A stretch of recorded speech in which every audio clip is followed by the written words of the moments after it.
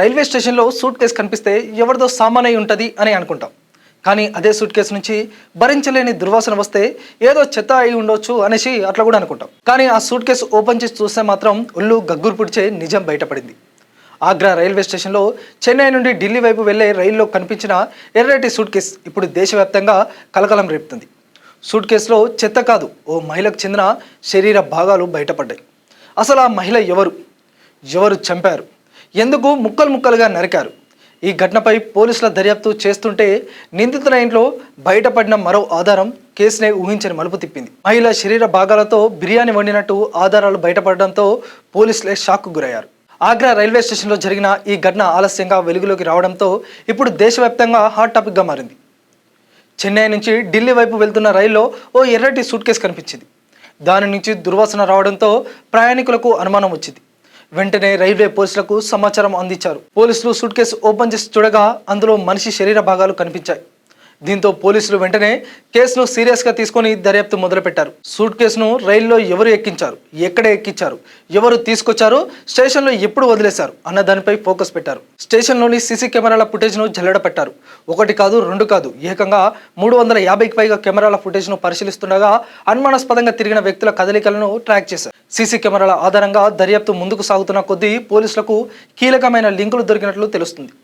ఒక్కో ఆధారాన్ని కలుపుకుంటూ వెళ్లిన పోలీసులు చివరకు ఒడిశాకు చెందిన ఓ దంపతులపై అనుమానం వ్యక్తం చేసినట్లు తెలుస్తుంది. వారి కదలికలను ట్రాక్ చేస్తూ గుడువారంజైర్లోని వారి ఇంటికి వెళ్లి మొత్తం తనిఖీ చేశారు. ఇంట్లోని వస్తువులను, వంటగదిని, పాత్రలు ఇలా ఏది వదలకుండా చెక్ చేశారు. ఈ క్రమంలో ఓ పాత్ర పోలీసుల దృష్టిని ఆకర్షించింది. దాన్ని తెరిచి చూడగా బిర్యానీ తరహాలో వండిన ఆహారం కనిపించినట్లు సమాచారం. అయితే అందులో రైస్తో పాటు మానవ శరీర భాగాలు కూడా ఉన్నట్లు పోలీసులు గుర్తించినట్లు తెలుస్తుంది. దీంతో ఈ కేసు మరింత భయానక మలుపు తిరిగింది. ఈ కేసులో హత్యకు గురైన మహిళను హయత్ నిషాగా గుర్తించినట్లు సమాచారం.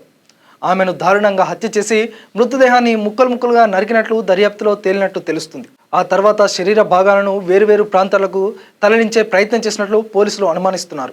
అందులో భాగంగానే కొన్ని శరీర భాగాలను సూట్ కేసులో పెట్టి రైల్లో తరలిస్తున్నట్లు భావిస్తున్నారు. కానీ అసలు ప్రశ్నలు ఇక్కడే మొదలవుతున్నాయి. హయత్ నిషాను ఎందుకు చంపారు? నిందితులకు ఆమెకు ఉన్న సంబంధం ఏంటి? మృతదేహాన్ని ఎందుకు ముక్కలు ముక్కలుగా నరికారు? సూట్ కేసులో పెట్టి రైల్లో ఎందుకు తరలించారు? ఇంట్లో బిర్యానీ పాత్రలో మానవ అవశేషాలు ఎందుకు కనిపించాయి? ఈ ప్రశ్నలన్నిటికీ సమాధానాలు పోలీసుల దర్యాప్తు పూర్తయితేనే బయటికి రానున్నాయి. ప్రస్తుతం నిందితుల నుంచి మరిన్ని వివరాలు రాబట్టేందుకు పోలీసులు విచారణ కొనసాగిస్తున్నట్లు తెలుస్తుంది. ఒక సూట్ కేసులో మొదలైన ఈ మిస్టరీ చివరకు ఓ ఇంటి వంటగది వరకు చేరడంతో ఈ కేసు దేశవ్యాప్తంగా తీవ్ర కలకలం రేపుతుంది. క్యూ న్యూస్ పేపర్ కు తెలంగాణ వ్యాప్తంగా జిల్లా బ్యూరోలు మరియు నియోజకవర్గం ఆర్సీలు కావాలి. తెలంగాణలోని అన్ని జిల్లాల నుంచి అనుభవం ఉన్న మంచి రిపోర్టింగ్ నైపుణ్యం కలిగిన జిల్లా బ్యూరోలు మరియు నియోజకవర్గ ఆర్సీలు కావాలి. జర్నలిజం రంగంలో అనుభవం ఉన్న వారికి ప్రాధాన్యత ఉంటుంది. వార్తల సేకరణ, రిపోర్టింగ్, వార్తా రచనలో నైపుణ్యం ఉన్న ఆసక్తిగల అభ్యర్థులు డిస్క్రిప్షన్ లో ఉన్న ఫామ్ ను ఫిల్ చేసి మీ వివరాలను అందజేయండి. సంప్రదించండి 8143001981 8688694094.